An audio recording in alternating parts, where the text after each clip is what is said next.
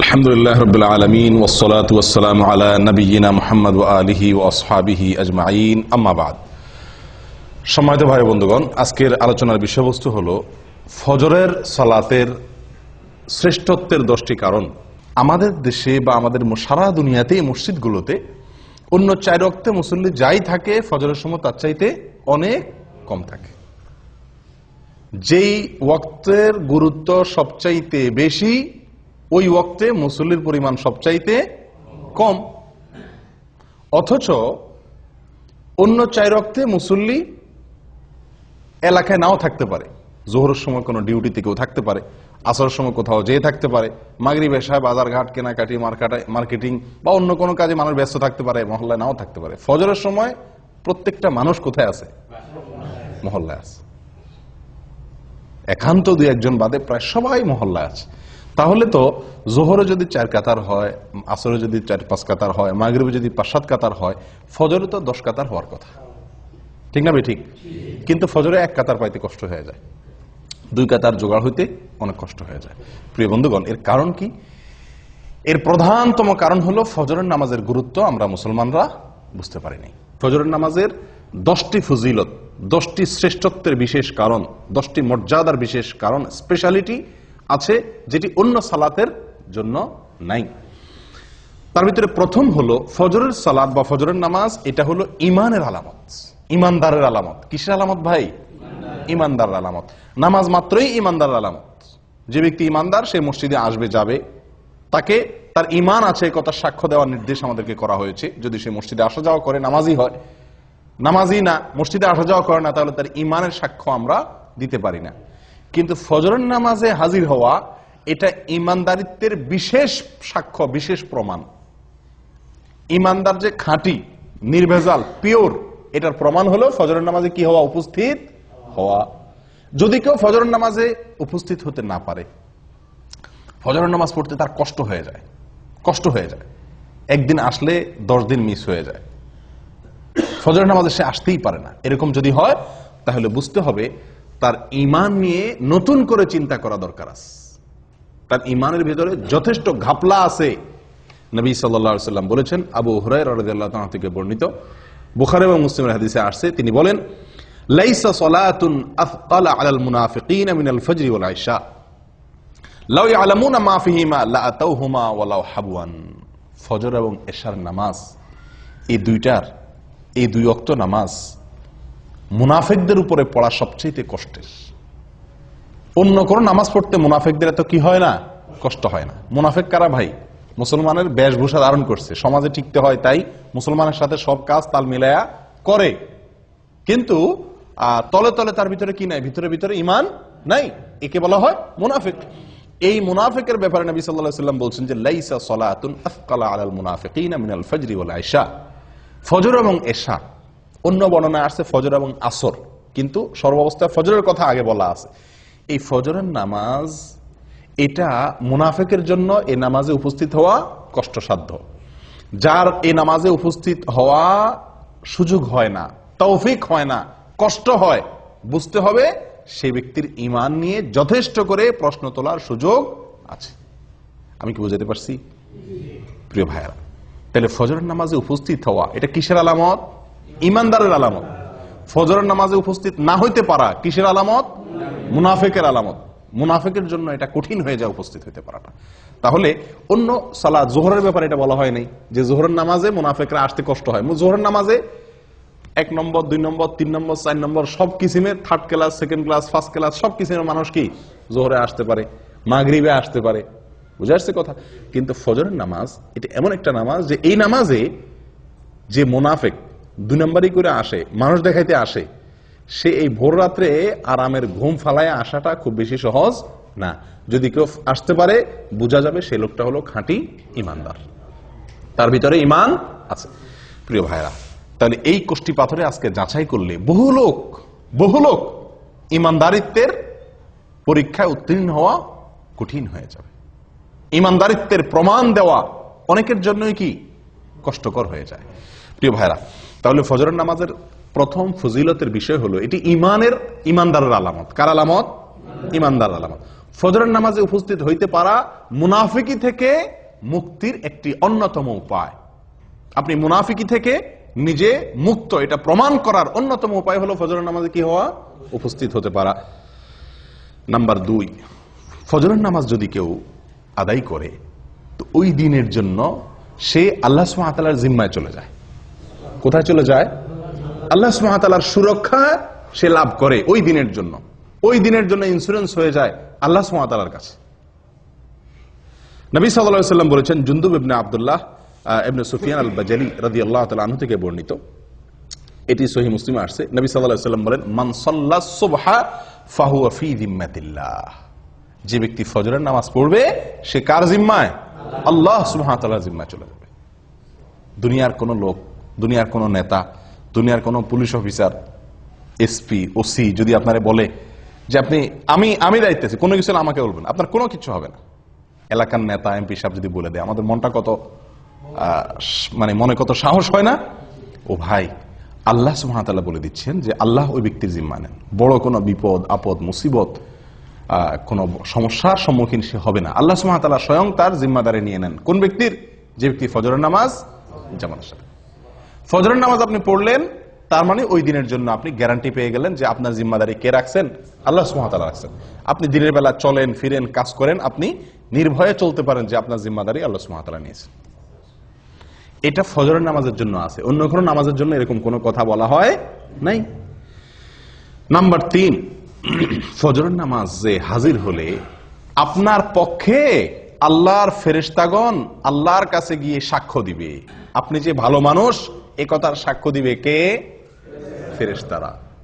আল্লাহ সুবহানাহু ওয়া তাআলা তো জানেন আপনি ফজরের নামাজ পড়ছেন, কিন্তু তারপরেও আল্লাহর ফেরেশতাগণ গিয়ে আপনার পক্ষে ওকালতি করবে, আপনার পক্ষে গিয়ে সাক্ষ্য দিবে যে আল্লাহ আপনার বান্দাকে আমরা নামাজে দেখে আসছি।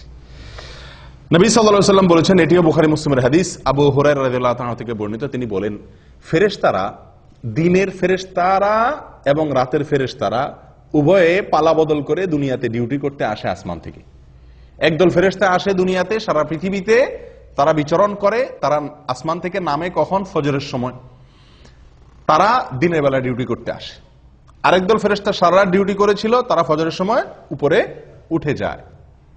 আবার তারা আসরের সময় আসে, দিনের বেলা যারা ছিল তারা দিনের শিফটে ডিউটি করার পরে তারা আসরের সময় আবার আসমানে উঠে যায়। এই যে ফেরেশতাদের পালা বদল হয়, 2 ওয়াক্ত সালাত, ফজর এবং আসর, এই 2 ওয়াক্ত সালাত হলো ফেরেশতাদের ডিউটি বদলের সময়। আর এই সময়ে যদি আপনি ফজরের নামাজে হাজির হন, তো এই ফেরেশতারা যখন আল্লাহর কাছে চলে যায়, তখন আল্লাহ তাআলা জিজ্ঞেস করেন তাদেরকে যে আমার বান্দাদেরকে কি অবস্থায় রেখে আসছো? বুঝা আসছে কথা? অমুককে অমুককে অমুককে অমুককে এদেরকে কি অবস্থা রেখে আসছো? তো যারা নামাজরত ছিল আল্লাহ তাআলা তো জানেন কে কি অবস্থা আছেন। তারপর আল্লাহ তাআলা তাদের কাছ থেকে শুনে ওই নামাজি বান্দার জন্য একজন সাক্ষী আল্লাহ তাআলা সাব্যস্ত করেন, তার পক্ষে একজন সাক্ষী আল্লাহ তাআলা খাড়া করে দেন, ফেরেশতারা যেন সাক্ষী হয়ে যেতে পারে। তখন ফেরেশতারা বলে, আল্লাহ, আমরা যখন গিয়েছিলাম তখনও তারা সালাত আদায় করছিল, হ্যাঁ, আবার তারাকনাহুম ওয়া হুম ইউসাল্লুন ওয়া আতাইনাহুম ওয়া হুম ইউসাল্লুন। আমরা যখন সকালে ডিউটি করে আসছিলাম তখনও তারা নামাজ পড়তেছিল, আবার যখন বিকেলে গেলাম তখনও তারা আসরের নামাজ পড়তেছিল। ও ভাই, সেজন্য ফজরের নামাজ এবং আসরের নামাজ, তো এই ফজরের নামাজের বিষয়ে নবী সাল্লাল্লাহু আলাইহি সাল্লামের এই হাদিস থেকে বোঝা গেল যে যদি কেউ ফজরের নামাজে হাজির হয়, নামাজ পড়ে, তাহলে আল্লাহর ফেরেশতারা তার পক্ষে আল্লাহর কাছে কি দেয়? ভালো মানুষ হিসাবে, নামাজি হিসাবে সাক্ষী দেয়, সাক্ষ্য দেয়। কয়টা ফজিলত গেল? 3। 1 নম্বর হলো ইমানদারিত্বের পরিচয় ফজরের নামাজে হাজির হওয়া। মুনাফিকি খাতা থেকে নাম কাটার একটা অন্যতম সুযোগ হলো কি করা? ফজরের নামাজে হাজির হওয়া। নাম্বার 2, ফজরের নামাজ পড়লে ওই দিনের জন্য আল্লাহ জিম্মায় চলে যায়। কোথায় চলে যায়? আল্লাহর জিম্মায় চলে যায়, আল্লাহ সুবহানাহু ওয়া তাআলার দায়িত্বে চলে যায়। নাম্বার 3, ফেরেশতারা ওই ব্যক্তির জন্য কি করে? ভালো মানুষ হিসাবে তার জন্য সাক্ষ্য দেয়। ওই ব্যক্তি যে ভালো মানুষ, সে সাক্ষ্য কে দেয়? ফেরেশতারা আল্লাহ সুবহানাহু ওয়া তাআলার কাছে দেয়। নাম্বার 4, ফজরের নামাজ যদি কেউ জামাতের সাথে আদায় করে, যদি কেউ ফজরের নামাজ পড়ে তাহলে আল্লাহ সুবহানাহু ওয়া তাআলা তাকে সারা রাত জেগে নফল ইবাদত করার সওয়াব দেয়। নবী সাল্লাল্লাহু আলাইহি ওয়াসাল্লাম বলেছেন, এটি সহিহ মুসলিমে আসছে, ওসমান ইবনে আফফান রাদিয়াল্লাহু আনহু থেকে বর্ণিত, মান সাল্লাল ইশা ফি জামাআহ ফাকান্নামা সাল্লা নিসফাল লাইল ফাকান্নামা কামা নিসফাল লাইল ওয়া মান সাল্লাস সুবহা ফি জামাআহ ফাকান্নামা সাল্লাল লাইলা কুল্লাহ আও ফাকান্নামা কামাল লাইলা কুল্লাহ আও কামা ক্বাল। ভাই, যদি কেউ এশারের সালাত জামাতের সাথে আদায় করে তো ওই ব্যক্তি অর্ধেক রাত দাঁড়িয়ে দাঁড়িয়ে নফল ইবাদত করলে, তাহাজ্জুদের নামাজ পড়লে যে সওয়াব পাইতো সেই সওয়াব আল্লাহ সুবহানাহু ওয়া তাআলা তাকে দিবেন। যদি এশার নামাজ কোথায় পড়ে? জামাতের সাথে মসজিদে হাজির হয়ে আদায় করে। আর যদি কেউ ফজরের নামাজ জামাতের সাথে আদায় করে তো আল্লাহ সুবহানাহু ওয়া তাআলা তাকে সারা রাত দাঁড়িয়ে তাহাজ্জুদের নামাজ পড়ার, নফল নামাজ পড়ার, রাত জেগে সারা রাত জেগে নফল নামাজ পড়ার সওয়াব আল্লাহ তাআলা তাকে দান করবেন। আপনি শুধু এশার নামাজটা জামাতের সাথে পড়ে ঘুমায় যান, এরপরে উঠে ফজরের নামাজটা জামাতের সাথে পড়েন, বাস সারাটা রাত ঘুমাইলেন, অথচ আপনার আমল নামার ডিউটি লেখা হলো আপনি নফল আমল করছেন, নফল নামাজ পড়ছেন। বিনা ডিউটিতে বেতন পাওয়ার একটা সুযোগ। কোন নামাজ? ফজরের নামাজ। কয় নম্বর গেল? 4। নাম্বার 5, ভাই কিয়ামতের দিন ভয়াবহ অন্ধকার হবে, ভয়াবহ অন্ধকার হবে, যার যার পার্সোনাল আলো দিয়ে চলতে হবে। বিভিন্ন পরিবেশ, বিভিন্ন পরিস্থিতি কিয়ামতের ময়দানে তৈরি হবে। যারা যারা ফজরের নামাজ জামাতের সাথে পড়বে, ফজরের নামাজ পড়বে, মসজিদে এসে ফজরের নামাজ আদায় করবে, তাদের ব্যাপারে 5 নম্বর ফজিলতের বিষয় হলো কিয়ামতের দিন আল্লাহ সুবহানাহু ওয়া তাআলা তাদের জন্য ফকফকা উজ্জ্বল লাইটের ব্যবস্থা করবেন। কথা বুঝে আসছে ভাই? ঝাপসা আলো না, উজ্জ্বল আলোর ব্যবস্থা থাকবে। কাদের জন্য? ফজরের নামাজে যারা জামাতে উপস্থিত হয় তাদের জন্য। নবী সাল্লাল্লাহু আলাইহি ওয়াসাল্লাম বলেছেন, আবু দাউদ এবং তিরমিজি বর্ণিত হয়েছে হাদিসটি, বাশশিরিল মাশাঈনা ফিজ যালামি ইলাল মাসাজিদি বিন-নূরিত তাম ইয়াউমাল কিয়ামাহ। যারা পায়ে হেঁটে হেঁটে ভোরে ভোরে সূর্য ওঠার আগে অন্ধকারের মধ্যে, আলো আঁধারের মধ্যে যারা পায়ে হেঁটে হেঁটে মসজিদে আসে কষ্ট করে, সুসংবাদ দিয়ে দাও ওই সমস্ত আল্লাহর বান্দাদেরকে। কিসের সুসংবাদ দাও? বিন-নূরিত তাম ইয়াউমাল কিয়ামাহ, কিয়ামতের দিন পরিপূর্ণ আলোর আলো আল্লাহ সুবহানাহু ওয়া তাআলা তার জন্য দান করবেন। ওই ব্যক্তির জন্য আলোর ব্যবস্থা করবেন, পার্সোনাল আলো। সবাই অন্ধকারে নিমজ্জিত থাকলেও তাকে আল্লাহ সুবহানাহু ওয়া তাআলা তার জন্য পার্সোনাল আলোর ব্যবস্থা করে রাখবেন, স্পেশাল আলোর ব্যবস্থা থাকবে। এবং সে আলো ঝাপসা আলো না। আপনি হাঁটবেন ফজরের সময় আলো আঁধারের আলো দিয়া, কিন্তু কিয়ামতের দিন আল্লাহ তাআলা যে আলো দিবেন তার বিনিময়ে এই যে কষ্ট করে অন্ধকারে হাঁটলেন, সে আলো হবে কি? অনেক ফকফকা, অনেক পরিষ্কার ঝকঝকে পরিপূর্ণ আলো, যেটাকে বলা হয়। যদি কি করা হয় ভাই? ফজরের নামাজ জামাতের সাথে আদায় করা হয়, অন্ধকারে কষ্ট করে আলো আধারিতে আপনি হেঁটে মসজিদ পর্যন্ত আসেন। নাম্বার 6, ফজরের নামাজ যদি কেউ আদায় করে তো তার বিনিময়ে আল্লাহ সুবহানাহু ওয়া তাআলা তাকে জান্নাতের সবচেয়ে বড় পুরস্কার দান করবেন। জান্নাতের সবচেয়ে বড় পুরস্কার কি ভাই? না, সেটা তো আছেই। জান্নাতের ভিতরে মানুষ যত পুরস্কার, যত নেয়ামত আল্লাহ তাআলা দিবেন, হুর আইন দিবেন, আল্লাহ সুবহানাহু ওয়া তাআলা তাদের জন্য যে কোনো ফল দিবেন, যা চাইবে তারা তা পাবে। কত নেয়ামত থাকবে না? দুধের নহর প্রবাহিত হবে, মদের নহর প্রবাহিত থাকবে, দুনিয়ার নাপাক গান্দা মদ না, পবিত্র মদ। যাই হোক, অনেক নেয়ামতের আল্লাহ তাআলা ব্যবস্থা করবেন জান্নাতীদের জন্য। আল্লাহ সুবহানাহু ওয়া তাআলার যে নেয়ামতে জান্নাতীরা সবচেয়ে বেশি খুশি হবে, যে নেয়ামতের জন্য জান্নাতীরা সবচেয়ে বেশি লালায়িত থাকবে, কোনটা সেটা? আল্লাহ দিদার, আল্লাহর সাক্ষাৎ, আল্লাহর সাক্ষাৎ। জান্নাতীদের সবচেয়ে বড় চাহিদা থাকবে যেন তারা কি করতে পারে? আল্লাহ সুবহানাহু ওয়া তাআলাকে একটু সরাসরি দেখতে পারে। যারা ফজরের নামাজ নিয়মিত পড়ছে, সব সময় ফজরের নামাজ পড়ছে এবং আসরের নামাজ পড়ছে, ফজরের নামাজ এবং আসরের নামাজ পড়ছে, এরা আল্লাহ সুবহানাহু ওয়া তাআলাকে দেখবে কিরকম জানেন? পূর্ণিমার চাঁদ, পূর্ণিমার চাঁদে, পূর্ণিমার রাতে আকাশের চাঁদ কিরকম দেখা যায়? চাঁদের 1 তারিখ, 2 তারিখ, 3 তারিখ, 4 তারিখ, 5 তারিখ এই দিনগুলোতে চাঁদ এত স্পষ্ট, এত ক্লিয়ার দেখা যায়। কিন্তু পূর্ণিমার রাতে চাঁদ কিরকম দেখা যায়? নবী সাল্লাল্লাহু আলাইহি সাল্লাম বলেন, পূর্ণিমার রাতে চাঁদ যেভাবে তোমরা দেখো পরিষ্কার, যারা সূর্য ডুবার আগে এবং সূর্য ওঠার আগের যে নামাজ, সূর্য ডুবার আগের নামাজ হলো আসর, আর সূর্য ওঠার আগের নামাজ হলো কি? ফরজ। নবী সাল্লাল্লাহু আলাইহি ওয়াসাল্লাম বলেন এই নামাজগুলো যাতে না ছুটে, এই নামাজগুলো যেন না ছুটে, সম্ভব হলে তুমি সেই দিকটার প্রতি ভালো করে কি করো, খেয়াল করো, লক্ষ্য রাখবে যাতে এই নামাজগুলো না ছুটে। তাহলে কি হবে? ওই আল্লাহ সুবহানাহু ওয়া তাআলাকে জান্নাতের সবচেয়ে বড় নিয়ামত, আল্লাহ তাআলাকে একেবারে স্পষ্টভাবে পরিষ্কার করে দেখার সুবর্ণ সুযোগ পাওয়া যাবে। আল্লাহ তাআলা আমাদের সকলকে সেই নিয়ামত দান করেন। 7 নম্বর পুরস্কার, ফজরের সালাত যারা পড়বে এবং বিশেষ করে জামাতের সাথে, তাদের জন্য জাহান্নাম থেকে মুক্তি। ওহ, কত বড় বড় পুরস্কার এক একটা। 7 নম্বর পুরস্কার কি রে ভাই? জাহান্নাম থেকে মুক্তির পরোয়ানা পাওয়া যাবে, জাহান্নাম থেকে মুক্তির পরোয়ানা পাওয়া যাবে। নবী সাল্লাল্লাহু আলাইহি ওয়াসাল্লাম বলেছেন, এটি সহিহ মুসলিমের হাদিস, লাইন ইয়ালিজান নার আহাদুন সাল্লা ক্বাবলা তুলুইশ শামসি ওয়া ক্বাবলা গুরুবিহা। ওই ব্যক্তি কখনো জাহান্নামে প্রবেশ করবে না। কিছু লোক আছে না ভাই, জাহান্নামে যাবে, ইমানদার যেহেতু, জাহান্নামের শাস্তি ভোগ করার পরে সে কোথায় আসবে? জান্নাতে আসবে। না, এরকম না। একবারে প্রথম চান্সে আপনি জান্নাতে যেতে পারবেন, ফার্স্ট চান্সে আপনি জান্নাতে যেতে পারবেন। জাহান্নামে যে সেখান থেকে এসে জান্নাতে ঢোকা লাগবে না। লাই আলিজা, কখনো প্রবেশ করবে না জাহান্নামে ওই ব্যক্তি, যে ব্যক্তি সাল্লা ক্বাবলা তুলুইশ শামসি ওয়া ক্বাবলা গুরুবিহা, যে ব্যক্তি সারা জীবন সব সময় চেষ্টা করছে ফজর এবং আসর এই 2 ওয়াক্ত নামাজ এর ব্যাপারে যত্নশীল ছিল, এই 2 ওয়াক্ত নামাজের ব্যাপারে গাফলতি করে নাই, এই ব্যক্তি জাহান্নামে কখনো কি হবে না? প্রবেশ করবে না। ও ভাই, কত বড় বড় পুরস্কার এক একটা, লক্ষ্য করছেন? ফজরের নামাজের বিনিময়ে, আল্লাহু আকবার। আর এই নামাজটাতে আমরা সমাজের সবচেয়ে বেশি সংখ্যক লোক গাফেল থাকি, শুয়ে থাকি, অলসতা করি।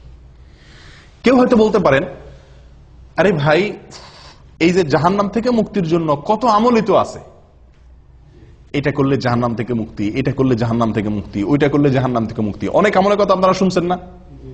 তো এতগুলার কি দরকার আছে? যে কোনো একটা করলে তো জাহান্নাম থেকে মুক্তি পাওয়া যায়, এরকম কারোর মনে প্রশ্ন আসতে পারে।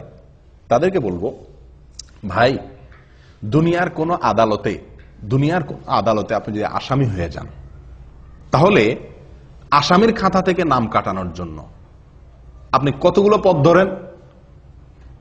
যত পথ আছে সবগুলা পথ ধরেন না? পয়সা রেডি রাখেন, যদি লাগে পয়সা দিয়া মামলা ডিসমিস করাইতে হবে। রাজনৈতিক কোন লিঙ্ক যদি থাকে, কাউকে দিয়ে হেলো করায় যদি ছাড়া পাওয়ার সুযোগ থাকে, তাহলে লিঙ্ক কোথায় কোথায় আছে সেগুলো খুঁজেন, কি খুঁজেন না। এরপরে আপনার নিজেকে নির্দোষ প্রমাণ করার জন্য কাগজপত্র যেগুলো জোগাড় করা দরকার সেগুলো জোগাড় করেন। এত কিছুর পরেও আবার যদি জেলে যাওয়া লাগে, তাহলে সংসার ব্যবসা বাণিজ্য কেমনে চলবে সেই ব্যবস্থাও রাখেন। অর্থাৎ আপনার সাধ্যে যতগুলো ওয়ে আছে সকল ওয়ে আপনি অবলম্বন করেন, উদ্দেশ্য যেন মামলাটা ডিসমিস করানো যায় দুনিয়ার আদালতে। ঠিক না ভাই? ঠিক। ও ভাই, আখেরাতের আদালতে কোনো মামুখালু চলবে না, ঘুষ ঘাস চলবে না, হায় হেলো চলবে না। সেই জায়গাতে মুক্তির জন্য, সেই জায়গায় মুক্তি তো চিরকালের জন্য মুক্তি, সেই জায়গায় ধরা তো চিরকালের জন্য ধরা, তারপরে আর কোনো কোর্ট নাই, আদালত নাই। তাহলে সেখান থেকে মুক্তির জন্য একজন ইমানদার মানুষ যেই আমল শুনবে যে এই আমল করলে জাহান্নাম থেকে বাঁচা যাবে, খপ করে সেই ওই আমলটাকে ধরবে। ঠিক না বেঠিক? যে বিশ্বাস করবে জাহান্নামকে, সে তো একটা দুইটা ওয়ে অবলম্বন করে এটা বলবে না, তুষ্ট হবে না যে ঠিক আছে তো জাহান্নাম থেকে বাঁচার জন্য যে একটা কাজ করছি তো খালাস হয়েছে তো, এরকম করবে। বরং কারণ আমার সেটার মাধ্যমে যে আমি জাহান্নাম থেকে মুক্তি পাবো, আমার সে আমলটা যে সলিড হয়েছে, পিওর হয়েছে, আল্লাহর কাছে গ্রহণযোগ্য হয়েছে, তার কোনো গ্যারান্টি তো নাই। এই জন্য যতগুলো ওয়ে আছে জাহান্নাম থেকে বাঁচার জন্য, তার সবগুলো অবলম্বন করবে একজন ইমানদার মানুষ। অতএব ফজরের নামাজে হাজির হওয়া, ফজরের নামাজ নিয়মিত পড়া, এটি জাহান্নাম থেকে মুক্তির একটি অন্যতম উপায়। এবং এখানে শব্দটি লাই ইয়ালিজান নার, নবী সাল্লাল্লাহু আলাইহি ওয়াসাল্লাম বলেছেন লাই ইয়ালিজান না, কখনো জাহান্নামে প্রবেশ করবে না। আল্লাহু আকবার। তাহলে বোঝা যায় ফার্স্ট চান্সে সে কোথায় চলে যাবে? জান্নাতে চলে যাবে। আল্লাহ আমাদের সকলকে তৌফিক দান করেন। ভাই, 8 নম্বর ফজিলত ফজরের নামাজের, ফজরের নামাজ সবচেয়ে ফজিলতপূর্ণ সালাত হওয়ার 8 নম্বর ফজিলত হলো নবী সাল্লাল্লাহু আলাইহি ওয়াসাল্লামের বরকতের দোয়া পাওয়া যাবে। কার দোয়া পাওয়া যাবে? নবী করিম সাল্লাল্লাহু আলাইহি ওয়াসাল্লামের বরকতের দোয়া আপনার জন্য বরাদ্দ হয়ে যাবে। ভাই, আপনাকে যদি মক্কার হারামের ইমাম সাহেব শেখ সুদাইস, শেখ সুরাইম, শেখ জুহানি, শেখ আলী আল হুজাইফি, ওনাদের মতো কেউ যদি আপনাকে খপ করে হাত ধরে কোন এক জায়গায় দেখা হইলো, বললো যে বাবা তোমার জন্য আমি আল্লাহর কাছে দোয়া করতেছি, আল্লাহ তুমি এর জীবনে বরকত দিয়ে দাও, আমাদের খুশির কোনো শেষ থাকবো? হ্যাঁ, হারামের ইমাম সাহেব আমার জন্য 2 হাত তুলে দোয়া করছে, সুবহানাল্লাহ, হারামে দাঁড়ায় দোয়া করছে, আমাদের মনটা কত খুশি হয়ে যাবে না? ও ভাই, কোথায় হারামের ইমাম? কোথায় হারামের ইমাম? স্বয়ং রাসূলুল্লাহ সাল্লাল্লাহু আলাইহি সাল্লামের দোয়া আপনার জন্য অটোমেটিক বরাদ্দ হয়ে যাবে, আপনি পেয়ে যাবেন। কি করলে? ফজরের নামাজ আদায় করলে। নবী সাল্লাল্লাহু আলাইহি সাল্লাম দোয়া করছেন, আল্লাহুম্মা বারিক লি উম্মতি ফি বুকুরিহা, আল্লাহুম্মা বারিক লি উম্মতি ফি বুকুরিহা, হে আল্লাহ আমার উম্মতের জন্য সকালের সময় আপনি বরকত দান করবেন। আল্লাহুম্মা বারিক লি উম্মতি ফি বুকুরিহা, হে আল্লাহ সকালের যে সময়, ভোরবেলা, এই সময়টাতে আমার উম্মতের জন্য আপনি বরকতের ফয়সালা, বরকতের বরাদ্দ করিয়েন। দোয়া করছেন কে? নবী সাল্লাল্লাহু আলাইহি সাল্লাম। এই দোয়া সুনানে আবু দাউদে এবং মুসনাদ আহমদে বর্ণিত হয়েছে। ও ভাই, তাহলে ফজরের নামাজে যদি কেউ ঘুমে থাকে, সে কি নবী সাল্লাল্লাহু আলাইহি সাল্লামের বরকতের ভাগী হবে? কেউ যদি ফজরের নামাজ জামাতের সাথে না পড়ে, সে কি বরকতের ভাগীদার হবে? যে ব্যক্তি আল্লাহর হুকুম পালন করবে, ফজরের জামাতে হাজির হবে, সেই ব্যক্তি নবী সাল্লাল্লাহু আলাইহি সাল্লামের বরকতের দোয়া পাবে, তার ভাগীদার সে হবে। কারণ সকালের এই সময়টাতে বরকতের দোয়া করছেন কে? নবী সাল্লাল্লাহু আলাইহি সাল্লাম। অতএব এই সময় যদি আমি ইবাদত করি, তো আমার ইবাদতের মধ্যেও কি হবে? নিঃসন্দেহে বরকত হবে। এটা বরকত নেওয়ার সময়, বরকত নাজিলের সময়। এই সময় ঘুমায় থাকলে সে বরকত থেকে কি হবে? বঞ্চিত হবে। 8 নম্বর ফজিলত গেল। 9 নম্বর হলো ভাই, দুনিয়া এবং দুনিয়ার মধ্যে যা কিছু আছে, দেখেন এক একটা পুরস্কার দেখেন, সুবহানাল্লাহ, ফজরের নামাজের বিনিময়ে। দুনিয়া এবং দুনিয়াতে যা কিছু আছে, সারা পৃথিবী এবং পৃথিবীতে যত কিছু আছে, এই সব কিছু থেকে উত্তম ফজরের 2 রাকাত নামাজ। ফজরের 2 রাকাত সালাত দুনিয়া এবং দুনিয়ার ভিতরে যা কিছু আছে সবকিছু থেকে উত্তম। সহিহ মুসলিমের হাদিসে আসছে, নবী সাল্লাল্লাহু আলাইহি সাল্লাম বলেছেন, রাকাতাল ফজর খায়রুম মিনাদ দুনিয়া ওয়া মা ফিহা। আল্লাহু আকবার। রাকাতাল ফজর খায়রুম মিনাদ দুনিয়া ওয়া মা ফিহা। ফজরের 2 রাকাত নামাজ দুনিয়া এবং দুনিয়ার ভিতরে যা কিছু আছে সব কিছুর মালিক হওয়ার চাইতে, সকল কল্যাণের চাইতে বেশি কল্যাণের, বেশি মর্যাদার, বেশি শ্রেষ্ঠ ফজরের 2 রাকাত নামাজে, ফরজ নামাজে হাজির হওয়া বা ফজর নামাজ পড়া। কথা বুঝতে পারছি ভাই? চিন্তা করেন, সারা পৃথিবীকে এক পাল্লা রাখলেন, আর কেউ 2 রাকাত ফজর নামাজ পড়লো, তো এই যে একটা আমল করলো, এই আমলটির মর্যাদা, এর শ্রেষ্ঠত্ব ওই সারা দুনিয়ার মালিক হওয়ার চাইতে বেশি আল্লাহ সুবহানাহু ওয়া তাআলার কাছে। কয় নম্বর গেল ভাই? 9 নম্বর। 10 নম্বরটা হলো দুনিয়াবি। শেষের 3টাই দুনিয়াবি বলা যেতে পারে, দুনিয়াবি লাভ। প্রথম যে 3টা বলছিলাম সেগুলো হলো আখিরাতের লাভ, প্রথমগুলা। শেষের 3টা নবী সাল্লাল্লাহু আলাইহি সাল্লামের বরকতের দোয়া সকালবেলা সময়টার জন্য। তারপরে যায় দুনিয়া এবং দুনিয়ার মধ্যে যা কিছু আছে সবচাইতে উত্তম হওয়া। 3 নম্বর হলো মানসিক প্রফুল্লতা অর্জন হবে। ফজরের নামাজ যদি কেউ পড়ে, তাহলে কি হবে ভাই? মানসিক প্রফুল্লতা অর্জন হবে, মনটা ফুরফুরা হয়ে যাবে, মনটা ভিতরে এক ধরনের স্ফূর্তি অনুভব হবে, ঝরঝরা লাগবে, নিজেকে কি লাগবে? ঝরঝরা লাগবে, নির্ভার লাগবে, ফুরফুরা লাগবে, যদি আপনি কি করেন? ফজরের নামাজ আদায় করেন। এবং এই পুরস্কারটি একেবারে বাস্তবিক, অর্থাৎ এই পুরস্কারটি আমরা নিজেরা সরাসরি ফিল করতে পারি, অনুভব করতে পারি, এরকম পুরস্কার। এটার জন্য অপেক্ষা করতে হবে না যে আপনি মারা যাবেন তারপরে পাবেন, না, এটা নগদ পুরস্কার। ফজরের নামাজের নগদ পুরস্কার হলো শেষের পুরস্কারটা। সেটা কোনটা? ফজর নামাজ আদায় করলে মনটা কি হয়ে যাবে? হালকা হয়ে যাবে, নির্ভার হয়ে যাবে, পাতলা হয়ে যাবে, ফুরফুরে হয়ে যাবে, ঝরঝরা হয়ে যাবে, প্রফুল্ল হয়ে যাবে। কিভাবে? তার বিবরণ নবী সাল্লাল্লাহু আলাইহি ওয়াসাল্লাম আমাদেরকে শুনাইছেন সহিহ বুখারী এবং মুসলিমের হাদিসে। তিনি বলেন, মানুষ যখন ঘুমায় ভাই রাতে, তো শয়তান তার কপালে 3টা গিরা দেয়। শয়তান তার কপালে কয়টা গিরা দেয়? 3টা গিরা দেয়। গিরা দেওয়া মানে কি? গিরা দেওয়া মানে হলো, আমি বলি যে মানে মাথা টিপে আর কি, মাথা টিপে। মাথা টিপার মতো কাজ করে আর কি তার এই গিরাগুলা। উদ্দেশ্য, এই গিরা দেওয়ার উদ্দেশ্য হলো সে যাতে শোয়া থেকে কি করতে না পারে, উঠতে না পারে, সেই জন্য তার কপালে এই গিরা দিয়ে রাখে। এই গিরা দিলে হয়তো মানে কিভাবে সে গিরা দেয়, গিরা তো আর দেখা যায় না, হয়তো বা মানুষের যাতে ঘুম আরামের সাথে আসে বা অলসতা আসে, এই জাতীয় কোনো অদৃশ্য গিরা দেয় কে? শয়তানে, চিরশত্রুয়ে, চিরশত্রুয়ে, চিরদুষ্টুয়ে আমাদের মাথা কপালে 3টা গিরা দেয় ঘুমাইলে। এরপরে যখন ফজরের সময় হয়, ভোরবেলা হয়, আল্লাহর কোনো বান্দা যদি তার ভিতরে ইমানের শক্তি থাকে, তার ভিতরে যদি কি থাকে, ইমানের শক্তি থাকে, আর কোন রকম একটু সাহস করে বাহাদুরের মতো কম্বলটা ফেলা দিয়ে এরকম উঠতে পারে, তো সঙ্গে সঙ্গে শয়তান মিয়ার একটা গিরা কি হয়ে যায়, খুলে যায়। শয়তানের কি হয়ে যায়, একটা গিরা খুলে যায়।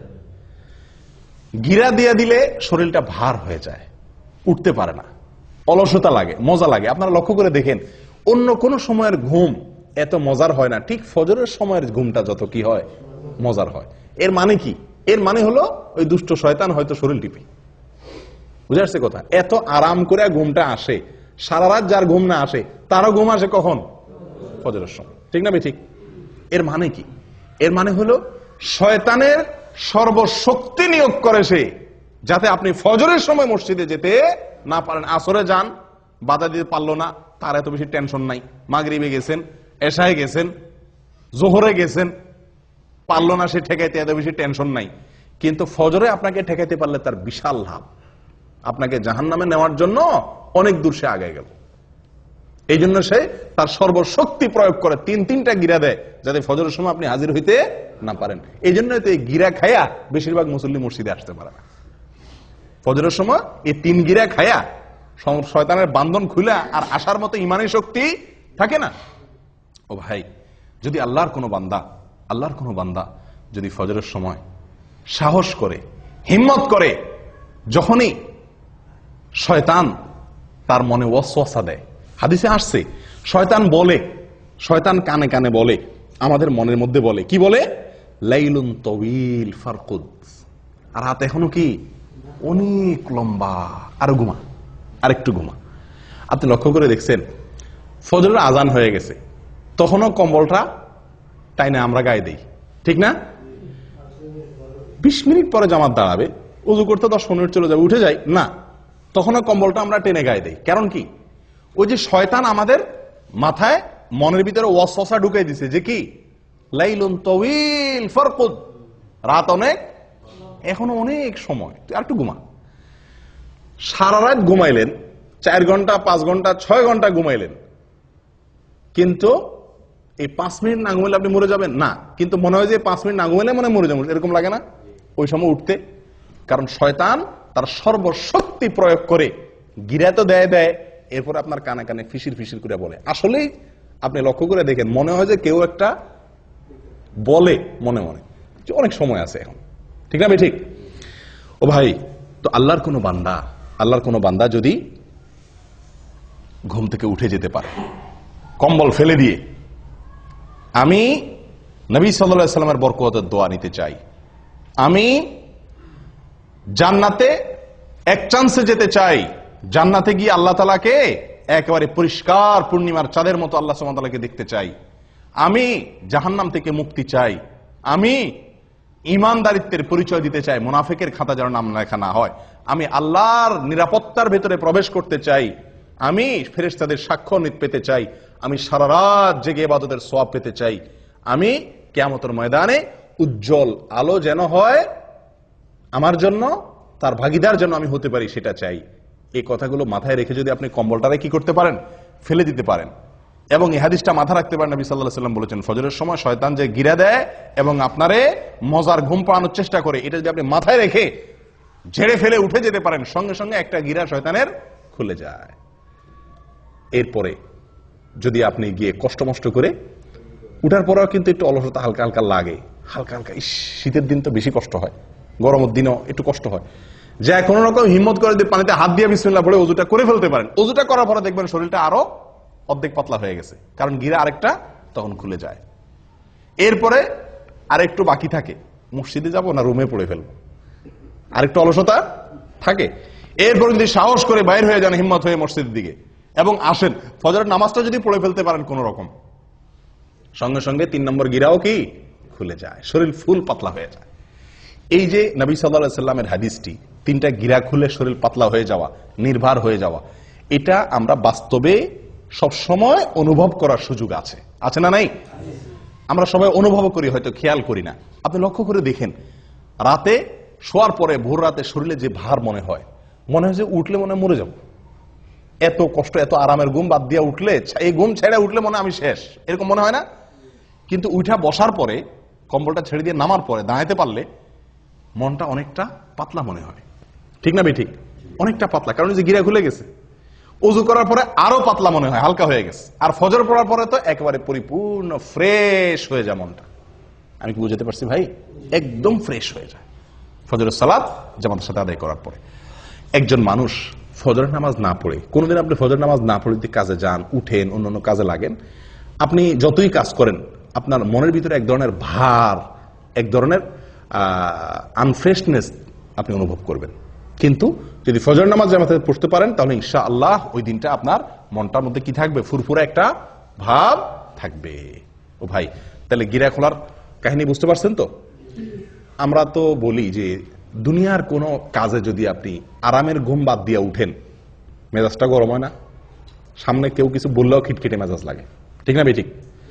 এরপরে আপনি উঠলেন, ঘুম থেকে উঠে যাইতেছেন, যত দূর সামনে আগান তত মেজাজ আরো খারাপ হয়, ঠিক না বেঠিক? আপনি ঘুমের মধ্যে আছেন, হঠাৎ করে আপনার মালিকে বসে ফোন দিয়ে বসছে, এই তাড়াতাড়ি আসো। আপনি ফোন কাইটা উঠলেন, ঘুমটা খুব জমছিল, শীতের দিন, উঠে বাইরে হয়েছেন, যতদূর সামনে আগান মেজাজ আরো গরম হয় না? আস্তে আস্তে বাইরে আসছেন, উফ আরো ঠান্ডা, আরো মেজাজ আরো গরম হয় না? শরীরটাতে এক ধরনের মানুষ অপ্রস্তুতি ভাব চলে আসে, মানুষের মধ্যে বিরক্তির ভাব চলে আসে, ঠিক না ভাই ঠিক? কিন্তু যদি কেউ ফজরের নামাজ জন্য উঠে, এই প্রত্যেকটা কাজের পরে উঠলো, ওযু করলো, নামাজ পড়লো, পটপট করে শরীরটা আরো কি হতে থাকে? পাতলা হতে থাকে। কারণ যে শয়তান ওটাকে ভার করে রাখছে, আল্লাহ সুবহানাহু ওয়া তাআলা ইবাদতগুলোর মাধ্যমে তাকে আল্লাহ তাআলা কি করে দেন? পাতলা করে দেন।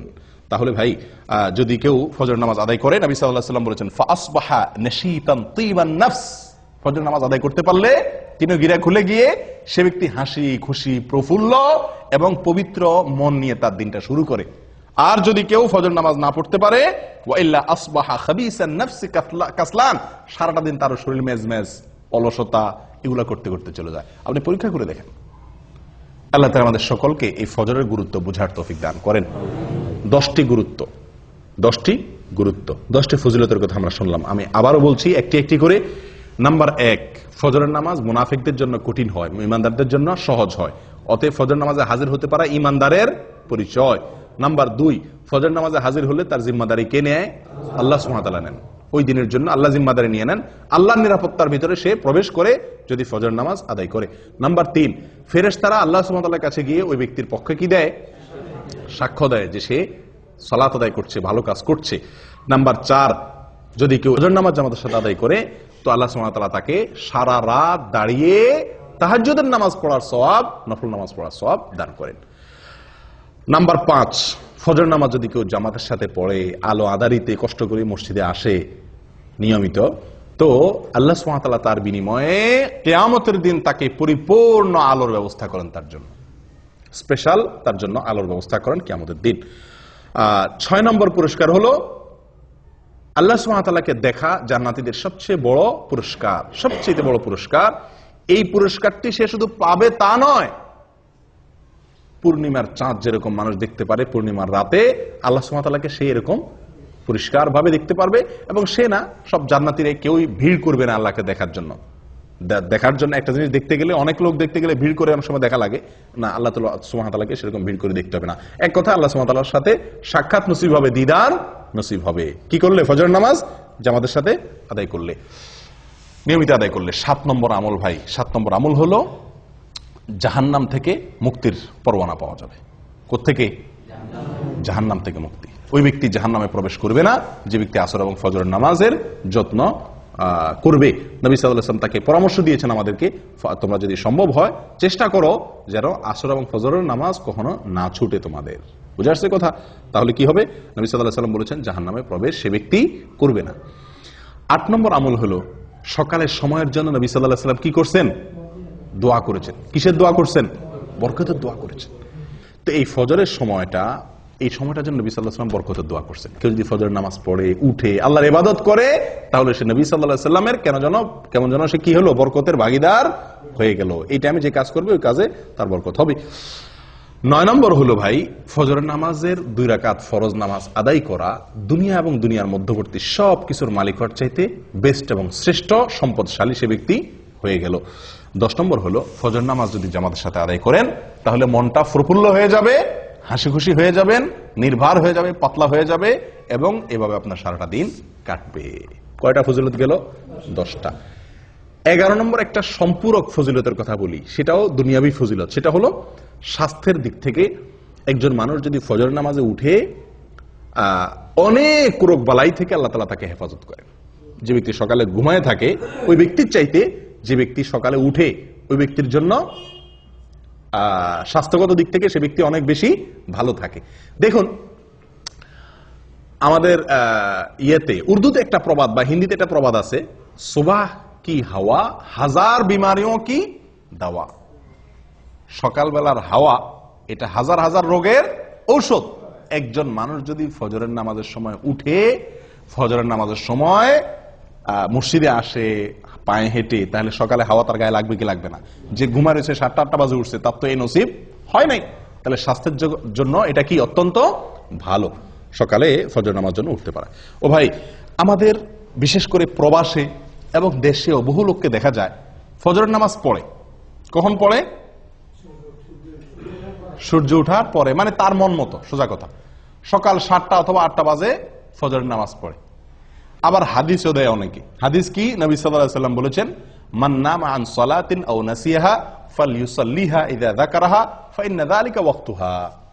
নবী সাল্লাল্লাহু আলাইহি ওয়াসাল্লাম বলেছেন, যদি কেউ ঘুমায় যায়, ঘুমের কারণে উঠতে না পারে, অথবা ভুলে যায়, তাহলে তার যখন স্মরণ হবে বা ঘুম ভাঙবে তখনই তার নামাজ পড়বে, তার গুনাহ হবে না, ওইটাই তার জন্য নামাজ। বাহ! এই হাদিস দেখা 12 মাস বহু লোক আছে ওই ফজরের নামাজের সময় উনি ঘুমায় থাকেন। উনি 8টা বাজে, 7টা বাজে, 9টা বাজে উঠা মাশাআল্লাহ করে নামাজ পড়েন, এবং এটা 12 মাস বা বেশিরভাগ সময়। এরকম বহু লোক আছে না? আমি বহু লোক দেখছি, জিজ্ঞাসা করছি তো উনি এই হাদিস শুনে দিয়েছেন। নবী সাল্লাল্লাহু আলাইহি ওয়াসাল্লাম বলছেন ঘুমায় গেলে মাফ, ঘুম থেকে উঠে পড়বেন। বাহ! ঘুমায় গেলে কার জন্য মাফ? যে ব্যক্তি ঘুম থেকে উঠতে পারে নাই, কদাচিৎ হঠাৎ একদিন ঘটে গেছে, অ্যালার্ম দিয়ে রাখছে, সবারে বলে রাখছে, আজানও শুনে নাই, সবগুলো মিস হয়ে গেছে, ঘুম এত ভার হয়ে গেছে, অ্যাক্সিডেন্টলি একদিন হয়ে গেছে, তার জন্য এটা। নবী সাল্লাল্লাহু আলাইহি ওয়াসাল্লামের নিজেরও একদিন ফজর নামাজ ছুটে গেছে। ঘুম থেকে উঠছেন সূর্য ওঠার পরে, ওনার সাথে সব সাহাবীরা মিলে সফরে ছিলেন, শরীর ক্লান্ত ছিল, ঘুম আসছে, একজনকে উনি পাহারাদার রাখছেন। অ্যালার্ম ঘড়িতে তখন ছিল না, একজনকে পাহারাদার রাখছেন, বলছেন তুমি ডাইকে দিবা। এই বেচারারও কি এসে গেছে? ঘুম এসে গেছে। আসলে এবার সবাই ঘুম, ফজর নামাজের ওয়াক্ত শেষ, সূর্য উঠে গেছে, যখন রোদ লাগা শুরু হয়েছে এবার সবাই আস্তে আস্তে ঘুম ভাঙছে। নবী সাল্লাল্লাহু আলাইহি ওয়াসাল্লামকে আল্লাহ সুবহানাহু ওয়া তাআলা এই এক ওয়াক্ত জীবনে ফজর নামাজ দেরি করায়া পড়াইছেন আমাদের শেখার জন্য। আমাদের কিসের জন্য? শেখার জন্য, যেন এরকম জীবনে হইলে কি করব সেই পদ্ধতি আমরা জেনে নিতে পারি। কিন্তু এটা ওনার জীবনে কয়বার হয়েছে? একবার। আর আপনি প্রতিদিন সে কাম করবেন। ওনার যুগে তো অ্যালার্ম আলা ঘড়ি ছিল না, মসজিদের মাইকের আজান শোনা যেত না। আপনার যুগে তো সব ব্যবস্থা আছে, আপনি 4বার 5বার অ্যালার্ম দেন, মাশাআল্লাহ, বিমান তো মিস হয় না, রেলগাড়ি তো মিস হয় না, ডিউটি টাইম তো মিস হয় না, ফজর কেমনে মিস হয়? হ্যাঁ, ওখানে তো মিনিট সেকেন্ড হিসাব করে আসেন, ফজর নামাজ তো মিনিট সেকেন্ড হিসাব করে আসার দরকার হয় না, ঠিক না? ঠিক। তাহলে এখানে কিভাবে মিস হয়? এগুলো সব হলো গাফলতি। এগুলো সব হলো কি? গাফলতি। আল্লাহ সুবহানাহু ওয়া তাআলা বলেছেন, ফাওয়াইলুল লিল মুসাল্লিন আল্লাযীনা হুম আন সালাতিহিম সাওয়ান। নামাজ পড়লেই শুধু হবে না, গাফলতি করবেন, অলসতা করবেন, 4 ওয়াক্ত পড়বেন, 1 ওয়াক্ত পড়বেন না, এই টাইপের মুসল্লি সবচাইতে আজকে বেশি। 4 ওয়াক্ত হাজির হয়, ফজরে আসে না, 3 ওয়াক্ত হাজির হয়, 2 ওয়াক্ত পড়ে না সুবিধা মতো, অথবা যখন উঠে তখন। ভাই, এভাবে আদায় করলে কখনো নাজাত বা মুক্তি পাওয়া যাবে না। যে নামাজটা সবচেয়ে গুরুত্বপূর্ণ, যে নামাজটা পড়তে কষ্ট হয়, এটার মর্যাদা সবচেয়ে বেশি, এটার গুরুত্ব সবচেয়ে বেশি দিতে হবে। অতএব আপনি এই অজুহাত দিতে পারবেন না যে আমি ঘুমায় গেছি এই জন্য 8টা 9টা বাজে উঠা পড়ছি। এটা একদিন হতে পারে, সবসময় হতে পারে এটা? আপনি যদি অ্যালার্ম দিয়ে রাখেন, বেনামাজি লোক থাকলে বাদ দেন, আজকে দেরিতে শুয়েছি সেজন্য নামাজ বাদ গেছে, তাহলে কালকে আমি তাড়াতাড়ি শুয়ে যাই। চেষ্টা করলে এই সমস্যা থেকে বের হয়ে আসা সম্ভব কি সম্ভব না? অতএব 12 মাসের জন্য 8টা-9টা বাজে যারা নামাজ পড়েন তারা জেনে রাখবেন তাদের এই নামাজ মন মতো নামাজ হবে। কোম্পানির ডিউটি আপনাকে একটা টাইম বেঁধে দিয়েছে এতটা থেকে এতটা, আপনি মন মতো অন্য টাইমে যা ডিউটি করে চলে আসছেন, কি বলেন? বেতন দিবে আপনারে? আপনাকে বলছে 8টা to 5টা তোমার ডিউটি, আপনি 8টা to 5টা অন্য কোনো কাজ করে ঘুরে ঘেরা সমনষ্ট করে ঘুমায় টুমায় থাকলেন, 5টার পরে যায় কেউ নাই, আপনি ঘুরে ঘেরা 5টার পরে 8 ঘন্টা যায় বয়ে থাকলেন, টুকটাক কিছু কাম কাজ করলেন, মাস শেষে করুন বেতন দেন, আপনারা দিবে কেউ বেতন? কোনো পাগলে? আল্লাহ সুবহানাহু ওয়া তাআলা বলেছেন ইন্নাস সালাতা কানাত আলাল মুমিনিনা কিতাবাম মাওকুতা, সালাত নির্দিষ্ট সময় আল্লাহ তাআলা নির্ধারিত করে রাখছেন, নির্দিষ্ট সময়, ওই সময় পড়তে হবে। আপনার মন মতো 9টা বাজে ঘুম থেকে উঠে ফজর পড়লে আদায় হবে না, এটা হঠাৎ একদিন হতে পারে বিশেষ কোনো কারণে, বিশেষ কোনো অজুহাতে। ও ভাই, ফজরের এই নামাজটির গুরুত্বের আরো কয়েকটি দলিল আছে ভাই। কোরআনে আল্লাহ সুবহানাহু ওয়া তাআলা শপথ করেছেন সকালের সময়টার, দিন এবং রাতে 24 ঘন্টার ভিতরে যে কয়েকটি সময় সবচেয়ে মূল্যবান তার ভিতরে একটা হলো এই সকালবেলা। আল্লাহ সুবহানাহু ওয়া তাআলা কোরআনে শপথ করেছেন ওয়াল ফাজরি ওয়া লায়ালিন আশর, ফজরের শপথ, কারণ ফজর টাইমটা গুরুত্বপূর্ণ। আল্লাহ সুবহানাহু ওয়া তাআলা বলেছেন ওয়াস সুবহি ইযা আসফার, বলছেন কি বলেন নাই? সকালের শপথ, কারণ সকালের টাইমটা গুরুত্বপূর্ণ, ভোরের টাইমটা। আল্লাহ সুবহানাহু ওয়া তাআলা এরকম কোরআনে বহু জায়গায় এরকম নির্দেশ করেছেন। এক জায়গায় বলেছেন ওয়াসাব্বিহ বিল আশি ওয়াল ইবকার, সকালে এবং সন্ধ্যায় এই দুই টাইমে আল্লাহর পবিত্রতা বর্ণনা করো, ইবাদত করো, নামাজ পড়ো। ও ভাই, তাহলে এই টাইমটার গুরুত্ব বোঝা গেছে তো? অতএব এই টাইমটার প্রতি যত্ন রাখতে হবে। ভাই, ফজর নামাজ পড়তে কষ্ট কেন হয়? এর প্রধান কারণ হলো রাতে দেরিতে শোয়া। ফজরের নামাজ জামাতের সাথে পড়তে না পারা, টাইম মতো পড়তে না পারা, উঠতে না পারার মূল কারণ কি? রাতে দেরিতে শোয়া। আমাদের আয়েশা বলেছেন নবী সাল্লাল্লাহু আলাইহি ওয়াসাল্লামের বিষয়ে যে কানা ইয়াকরাহুন নাওমা ক্বাবলা আল ইশা ওয়াল হাদিসা বাদা, নবী সাল্লাল্লাহু আলাইহি ওয়াসাল্লাম এশার আগে কথা বলা এটা তার খুব অপছন্দের কাজ ছিল। এশার আগে ঘুমানোটা অপছন্দের কাজ ছিল, আর এশার পরে কথাবার্তা বলাটা তার অপছন্দের কাজ ছিল। দিনী কথা, স্বামী স্ত্রীর কোনো দরকারি কথা, এটা ছাড়া অন্য কোনো কথা তার পছন্দ ছিল না। আর আমাদের আড্ডাবাজি শুরুই হয় কখন? এশার পরে, 11টা 12টা 1টা বাজে। তো এই বাঁচতে বাঁচতে শুতে শুতে যদি দেরি হয়, এই জন্য ফজরের সময় উঠতেও কি হয়ে যায়? কষ্ট হয়ে যায়। ভাই, আমার নামাজ আমার জান্নাত, আমার নামাজ আমার জীবন, আমার নামাজ আমার জাহান্নাম থেকে মুক্তির কারণ, আমার এই ফজর আমার কিয়ামতের দিনের আলো, আমার এই ফজর আমার নবীর দোয়া, আমার এই ফজর এটা ফেরেশতাদের সাক্ষ্য আমার পক্ষে পাওয়া, আমার এই ফজর মানে আমার সারাদিনের গ্যারান্টি আল্লাহর কাছ থেকে নিয়ে নেওয়া। এত বড় ফজিলতের আমল, এটা আমাকে ফজরের সময় করতে হবে। এটা যদি মাথায় থাকে তাহলে রাতে শুইতে কি হবে না? দেরি হবে না। আল্লাহ তাআলা আমাদের সকলকে তৌফিক দান করুক। জাযাকুমুল্লাহ ওয়া আখিরু দাওয়ানা আলহামদুলিল্লাহি রাব্বিল আলামিন।